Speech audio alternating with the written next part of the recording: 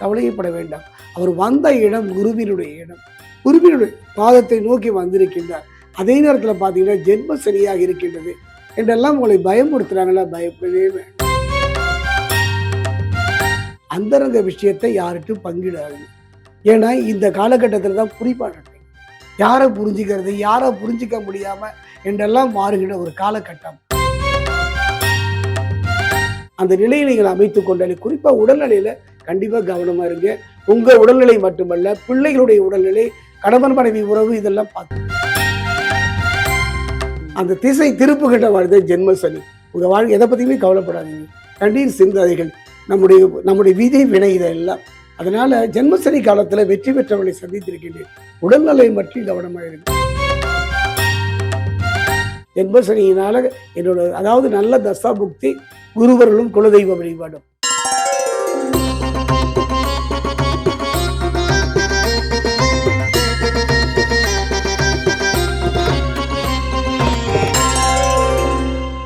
மாயவரம் பக்தி தமிழ் நேயர்களுக்கு வணக்கம். சோ சனி பயிற்சியை பத்தி நிறைய விஷயங்கள் பேசிட்டு இருக்கோம். சோ இப்பவா நம்ம பார்க்க போற கடைசி ராசி எது அப்படின்னு பாத்தீங்கன்னா வந்துட்டு மீன ராசி நேயர்கள். ஐயா, மீன ராசி நேயர்களுக்கு சனி பயிற்சி எப்படி இருக்கும்? மீனராசி அன்பர்களே, எல்லாம் அல்ல நரசிம்மர் விஷ்ணுமாயோட பரிபூரணமான ஆசி. இந்த 2026 வாக்கிய பஞ்சாங்க பிரகாரம் சனி பகவான் இடப்பெயர்ச்சி ஆகினார் அல்லவா? எல்லா இறைவனுடைய முழுமையான அருள் உங்களுக்கு கிடைக்கணும். இதை பார்க்கின்ற கேட்கின்ற அந்த வகையில மீனராசியை பொறுத்த வரைக்கும் ஒரு அற்புதமான நிலை தான். கும்பத்தில் இருந்து தான் மீனத்துக்கு சனி பகவான் வந்திருக்கார். காரணம் என்னன்னு பார்த்தீங்கன்னா, சனி பகவானை பொறுத்த வரைக்கும் நம்ம இடத்துக்கு வந்துட்டாரே அப்படிலாம் பயப்படாதீங்க, கவலையப்பட வேண்டாம். அவர் வந்த இடம் குருவினுடைய இடம். குருவினுடைய பாதத்தை நோக்கி வந்திருக்கின்றார். அதே நேரத்தில் பார்த்தீங்கன்னா ஜென்ம சனியாக இருக்கின்றது என்றெல்லாம் உங்களை பயமுறுத்துறாங்களா? பயப்படவே வேண்டாம். காரணம் என்னன்னா, ஜென்ம சனி காலத்துல நிறைய அனுபவங்களை பெற்றவர்களை எல்லாம் நான் சந்தித்திருக்கின்றேன். கிட்டத்தட்ட ஒரு சோழி பிரசன ஜோதிடராக இருப்பதனால நிறைய பேரை சந்திக்கின்ற ஒரு சந்தர்ப்ப வாய்ப்பு கிடைத்தது. ஆனால் உண்மைதான், பாதிப்பு தான். அதாவது அந்த அந்த அவருடைய பாதிப்பு யாரையெல்லாம் பாதிப்புன்னு தெரிஞ்சிட்டா நீங்க பயப்பட வேண்டாம். அந்தரங்க விஷயத்தை யார்கிட்டும் பங்கிடாதீங்க. ஏன்னா இந்த காலகட்டத்தில் தான் புரிபாடுறீங்க. யாரை புரிஞ்சுக்கிறது, யாரை புரிஞ்சிக்க முடியாம என்றெல்லாம் மாறுகின்ற ஒரு காலகட்டம். மனோநிலை பாதிக்கப்படுகின்ற ஒரு காலகட்டம். என்ன செய்வது என்ற ஒரு கலங்கிய ஒரு காலகட்டம். அப்படிப்பட்ட ஒரு காலகட்டம் தான் ஜென்மசனி. கடுமையான உடல் ரீதியான பாதிப்புகளை தரக்கூடியதாக இருந்தாலும் அதை பற்றிலாம் கவலைப்படாதீங்க. உடல்நிலையை நீங்கள் சரியாக வைத்துக் கொண்டால் ஏன் பாதிப்பு வருது? உடல்நிலையில் மிகவும் கவனமாக இருங்க. உடல்நிலை மட்டுமல்ல, மனநிலையிலே நீங்கள் கவனமாக இருந்து விடுங்கள். அந்த வகையில பார்க்கும் பொழுது இந்த ஜென்மசனியை பொறுத்த வரைக்கும் என்னுடைய அனுபவத்துல பயம் இல்லாமல் நிம்மதியாக ஒன்று ஒரு காலகட்டம். காரணம் என்னன்னா, ஒரு மனிதனுடைய தேவைகள் வர வரதான் அவன் வெற்றியை நோக்கி நகர்கின்றார். ஆடையின் தேவை வரும்போது அதுல ஒரு முன்னேற்றம் அடைகின்றார். காரணம் என்ன? வாழ்க்கை தானே. இந்த வாழ்க்கையில நம்முடைய அடைய வேண்டும் என்றால் கடுமையான போராட்டங்களை சந்தித்து தான் தீர வேண்டும். ஒரு நீர் எடுக்கணும்னா அந்த நீரை தோண்டிதான் ஆகும். அந்த வகையில் பார்க்கும் பொழுது சந்தோஷம் ஏதாவது எளிதில் கிடைத்து விடவில்லை. இந்த தேசத்துக்கு சுதந்திரம் அவ்வளவு சீக்கிரம் கிடைக்கலைங்க. காரணம் என்னன்னா, ஒரு கதை தான் சொல்ல முடியும். கதையாக இருந்தாலும் இது சம்பந்தமானதுதான். ஒரு மன்னன் சொல்கின்றார், இதோ நிறைய பழ வகைகள் இருக்கின்றன, எல்லோரும் அதை எடுத்துக்கொள்ளுவார்கள், அவற்றை எடுத்துருவார்கள் என்று சொல்கின்றார். எல்லோரும் ஓடுறாங்க. ஆப்பிள், எல்லாம் அண்ணாச்சி பழம், திராட்சை பழம் எல்லாம் எடுத்துட்டு வராங்க. ஒருவன் பார்க்கிறான், என்னடா நம்ம சின்ன பழத்தை எடுக்கிறதா, அப்படி ஒரு பழத்தை தூக்கி வரீங்க. உடனே எல்லோரும் நிற்கிறாங்க. ஆப்பிள் திருட்டு போயிட்டான், அவனுக்குரிய பரிசை வாங்கிட்டு. அண்ணாச்சி பழத்தை திருட்டு போயிட்டான்.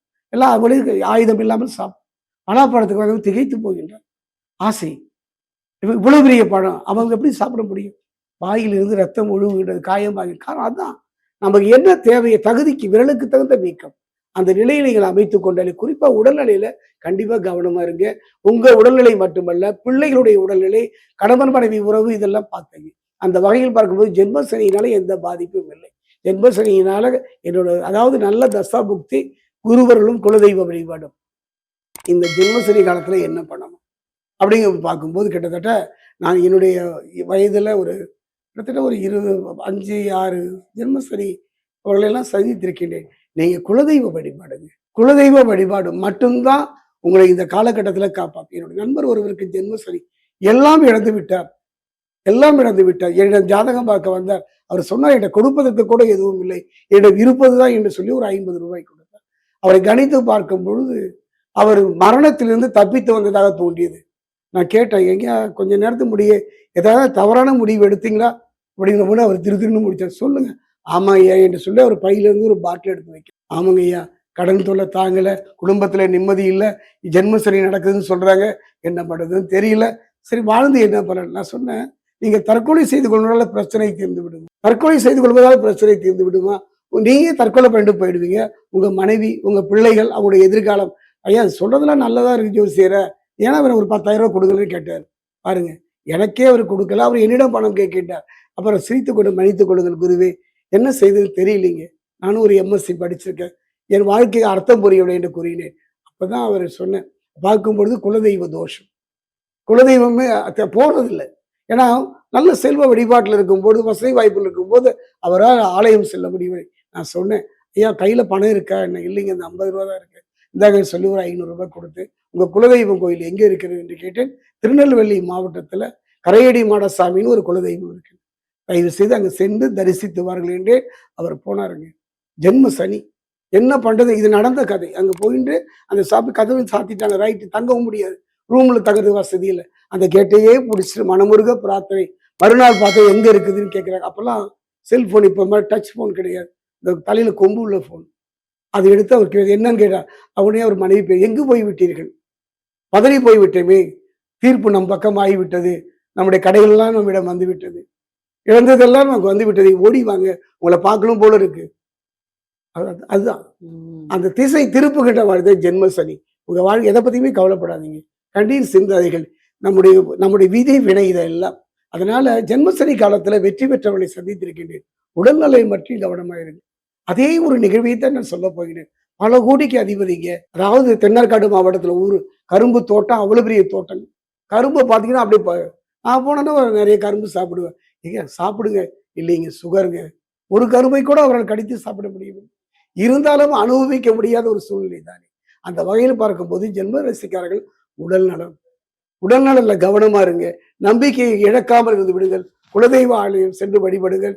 வெற்றி எளிதில் கைப்பற்றி விடலாம். 2.5 வருட காலம் ஒரு மனிதனுக்கு வாய்ப்புங்க, அதாவது வாய்ப்பு கிடைக்கணும். ஒரு நல்ல வாய்ப்பு கிடைத்து பயன்படுத்துவோம் மட்டும்தான் வெற்றியாளர். சும்மா வாய்ப்பு கதவை தட்டுட்டு காத்திருப்ப. ஒரு நல்ல வாய்ப்பு, ஒரு நிகழ்வு சொல்கின்றேன், இதெல்லாம் நீங்க தெரிஞ்சுக்கணும். ஒரு கற்பனையா என் மனசுல தோன்ற ஒரு கற்பனை தான். நடிகர் திலகமும் மக்கள் திலகமும் பஸ் ஸ்டாண்ட்ல நின்றுட்டு இருக்காங்க. ஒரு பஸ் வருது. உடனே நடிகர் திலகம் சொல்றாரு, அண்ணே நீங்க போயிட்டு வாங்கண்ணே, இடம் இல்லையே, நீங்க போன அடுத்த பஸ்ல வர. அடுத்த பஸ் வரல, ஏன்னா அன்னைக்கு ஸ்ட்ரைக். காலத்தை தவற விட்டு விட்டார். ஒரு நல்ல வாய்ப்பு, ஒரு நல்ல சந்தர்ப்பம். அதுதான், எந்த நிலையிலும் நிலைகுலைந்து போய் விடாதீர்கள். அந்த வகையில் பார்க்கும்பொழுது மீனராசியை பொறுத்த வரைக்கும் ஒரு பொற்காலம் நற்காலம், அதை அமைவதற்கு ஒரே வழிதான், தன்னம்பிக்கையை இழந்து விட வேண்டாம். தன்னம்பிக்கை இழக்கக்கூடிய ஒரு சூழ்நிலை இந்த ஆண்டு உருவாகலாம். அதை மாற்றுகின்ற வல்லமை குலதெய்வத்திற்கு உண்டு. ஐயா, இப்ப இவங்களுக்கு வந்து திருமணம் மற்றும் குழந்தை பாக்கியம், திருமண வாழ்வை பொறுத்த வரைக்கும் காலம் கடந்தாலும் கூட சரியான நேரத்தில் திருமண வாழ்வு அமைந்துவிடும். அமைந்த திருமணமும் பிரச்சனை இல்லாமல் மாறிவிடும். ஜாப் எல்லாம் எப்படியா? வேலை வாய்ப்பை பொறுத்த வரைக்கும், இவர்களை பொறுத்த வரைக்கும் அது வந்து எப்படின்னா எட்டாத கொம்பு தான், ஆனா அது எட்டி விடுகிற தூரம், கை கெட்டுகிற தூரத்துல அமைந்துவிடும். இப்ப இவங்க வந்து குலதெய்வ வழிபாடு பண்ணணும்னு சொன்னீங்க. இதை தாண்டி அவங்க எந்த கோவிலுக்கு போகலாம்? குலதெய்வ வழிபாடு செய்யலாம். குலதெய்வம் தெரியாதவர்கள் என்னிடம் வந்தால் நான் சோழி பிரசனம் பார்க்கிறேன். அதே நேரத்தில் அருகில் உள்ள அனுமனுடைய கோவிலுக்கு சென்று வெற்றிலை மாலை அணிவித்து வழிபாடு செய்யலாம். ஒரு வரியில் மீனராசி நேயர்களுக்கு இந்த சனி பயிற்சி ஒரே வழியில சொல்ல போனோம்னா, கலங்காதிரு மனமே, உன் கனவெல்லாம் நனவாகும் ஒரு தினமே. மிக சிறப்பியா.